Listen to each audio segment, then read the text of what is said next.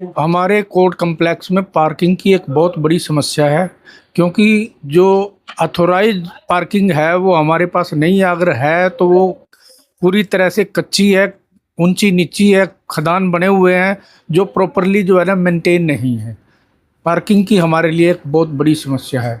सारी गाड़ियां जो है ना सड़कों पे खड़ी होती है, जहाँ पे एक्सीडेंट होने का हमेशा खतरा बना रहता है। तो हमारी तो निवेदन है कि जल्दी जल्दी पार्किंग की समस्या का समाधान किया जाए। आप लोगों को किसी तरह की कोई मदद की जाती है? वकीलों को कोई मदद नहीं की जाती सरकार के द्वारा। हमारी ये जीविका जो भी लोगों की परेशानियों पर निर्भर करती है, सरकार के द्वारा कोई मदद नहीं की जाती। इवन यंग एडवोकेट्स को भी कोई मदद नहीं की जाती सरकार के द्वारा। सर, वकील के तौर पर न्यायपालिका से आपकी क्या उम्मीद? मेरी तो न्यायपालिका से बहुत अच्छी उम्मीद है, लेकिन आजकल जो न्यायपालिका फैसले दे रही है उससे पब्लिक बहुत परेशान है। देखिए, जो कोर्टों के अंदर फीस है ये ना सस्ता और सुलभ न्याय से जुड़ी हुई बात है।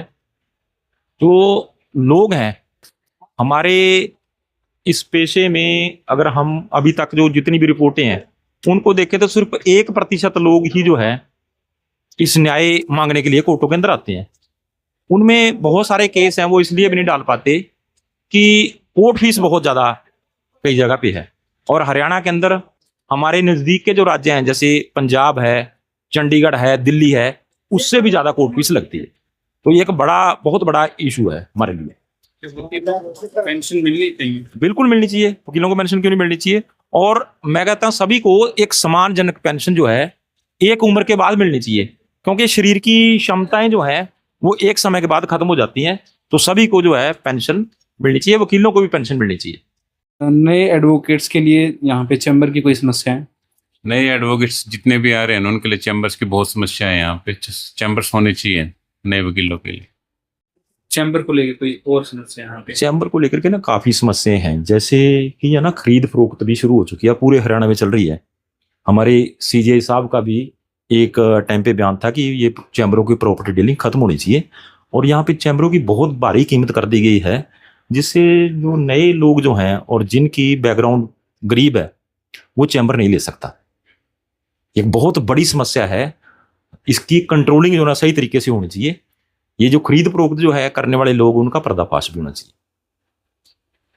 सरकार या बार काउंसिल द्वारा आपके लिए लाइब्रेरी, कंप्यूटर, प्रिंटर्स आदि पर किसी तरह का कोई लोन या कोई सहायता की जाती है? बिल्कुल नहीं देती सरकार, ना बार काउंसिल देती है।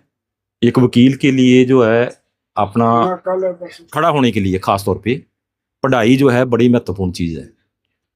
जब तक उसके पास कोई लाइब्रेरी नहीं है, टाइप करने के लिए कोई लैपटॉप या कोई डेस्कटॉप नहीं है, निकालने के लिए कोई प्रिंटर नहीं है, तो समझ लो कि एक ना प्रोफेशन के अंदर एक कमी महसूस होती है।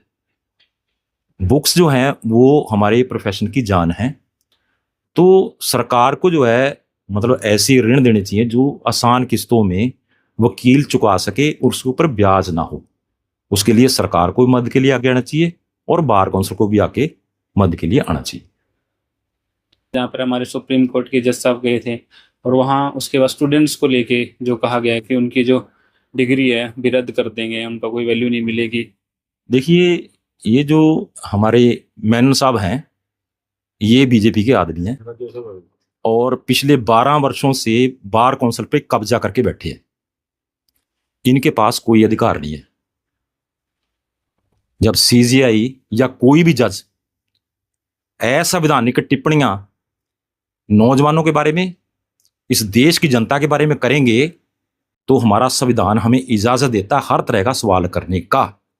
और ये हमारे फंडामेंटल राइट्स का सवाल है। फंडामेंटल राइट्स में लिखा हुआ है, हमारे पास आर्टिकल 19 से 21 तक में ये पावर्स हैं सारी की सारी। इस देश की जनता जो है, अगर मेनन ने प्रिम्बल पढ़ी हो, we the people we are sovereign, all are public servants, वो उसके डेफिनेशन में शामिल होते हैं, चाहे वो जजेज हो चाहे कुछ भी हो। बिल्कुल उनका अधिकार है वो किससे डिग्री लेना चाहते हैं, किससे ना ले, ये किसी का अधिकार नहीं है। और वैसे भी जजों को डिग्रियां देने के लिए नहीं घूमना चाहिए, जजों को कम से कम बोलना चाहिए, जजों को पब्लिक लाइफ एंजॉय नहीं करनी चाहिए, और उनको जो है जितनी भी दूरी वो समाज से बना करके रखेंगे वो ठीक रहेगी, और वो ही हमारे संविधान की जान है। बेसिक स्ट्रक्चर में जो हमारी सरकार है उसके 3 अंग हैं। लेजिस्लेचर, विधायिका जिसको बोलते हैं, एग्जीक्यूटिव जिसको सरकार बोला जाता है, और तीसरी होती है न्यायपालिका। और न्यायपालिका का काम है न्याय करना। जब कोई भी सरकार या कोई भी क्षेत्र संविधान के बाहर जाता है तो न्यायपालिका से ही न्याय मिलता है।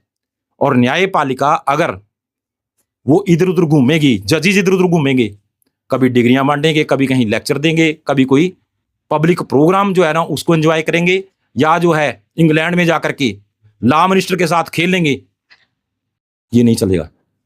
ये संविधान के विरोध की बात है।